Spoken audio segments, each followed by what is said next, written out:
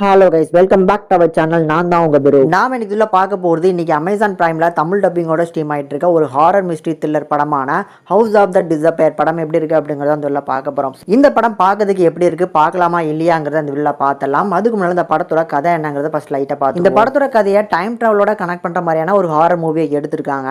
அதில் மொதல் கட்டமாக வந்து ஹீரோயினோட வீட்டில் சில அமானுஷமான விஷயங்கள்லாம் நடக்குது.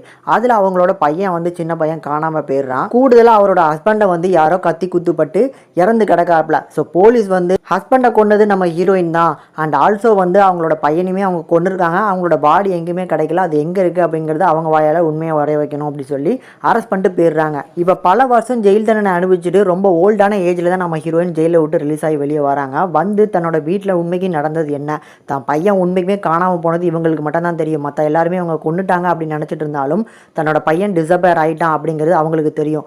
ஸோ அது என்ன நடந்துச்சு அப்படிங்கிறத தெரிஞ்சுக்கிறதுக்காக அவங்க வீட்டுக்கு வராங்க. அதை எப்படி கண்டுபிடிக்கிறாங்க, கடைசி அவங்களோட பையனை வந்து கண்டுபிடிச்சாங்களா இல்லையாங்கிறத அந்த படத்தோட மொத்த கதையினே சொல்லலாம். இதுக்கு நடுவில் இந்த படத்தோட டைம் டிராவலை எப்படி கனெக்ட் பண்ணுறாங்க அப்படிங்கிறத அந்த படத்தோட ஒரு சுவாரஸ்யமான ஒரு பாயிண்டே சொல்லுவேன். இப்போ இந்த படத்தில் இருக்கிற பாசிட்டிவ்னா கண்டிப்பாக ஸ்டோரி பிளாட்டே சொல்லலாம். ஒரு ஹாரர் சப்ஜெக்ட் மூவியில் வந்து டைம் டிராவல் வச்சு அப்படிங்கிறது நான் ஃபஸ்ட் டைம் இந்த படத்தில் தான் நான் பார்க்குறேன். அந்த கதையை ஒரு ப்ராப்பராக ஹேண்டில் பண்ணவும் தெரிஞ்சிருக்கணும். அதுவுமே இந்த படத்தோட டேரக்டராக இருக்கட்டும் ரொம்ப அழகாகவே கையாண்டிருக்காங்க. ஸோ உண்மைக்கு என்ன நடந்துச்சு, இது எப்படி வந்து டைம் டிராவலை வந்து கனெக்ட் பண்ண போகிறாங்க அப்படிங்கிற அந்த பாயிண்டில் வந்து எக்ஸ்பிளனேஷன் பண்ணியிருப்பாங்கல்ல, அது சூப்பராக எக்ஸ்பிளைன் பண்ணியிருந்தாங்க.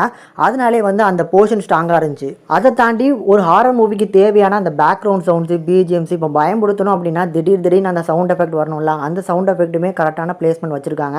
ஸோ அதனால் ஹெட்செட் போட்டு கேட்டிங்க அப்படின்னா ஒரு நல்ல ஒரு என்கேஜிங்கான ஒரு ஃபீல் இந்த ஹாரர் மூவியில் கிடைக்கும். ஸோ இப்படி ஓவராலாக ஒரு மஸ்ட் வாட்சபிளான ஒரு ஹாரர் மூவியாகவே கண்டிப்பாக உங்களுக்கு சஜஸ்ட் பண்ணுறேன். கண்டிப்பாக ட்ரை பண்ணி பாருங்கள். படத்தோட தமிழ் டப்பிங்குமே சூப்பராக பண்ணி கொடுத்துருக்காங்க. இந்த படத்தை ஃபேமிலியோட பார்க்கலாமான்னு கேட்டிங்கன்னா கண்டிப்பாக ஃபேமிலியோட பார்க்கலாம். பெரிய அளவில் அடல்ட் கண்டென்ட்லாம் கிடையாது. இந்த படத்துக்கு நம்ம சேனல் ரேட்டிங் பார்க்கும்போது 5க்கு 4.1 வரைக்கும் ரேஷியோ கொடுத்துருக்கோம். ஒரு மஸ்ட் வாட்சபிளாக சஜஸ்ட் பண்ணுறேன். கண்டிப்பாக இருக்க ட்ரை பண்ணி பாருங்கள்.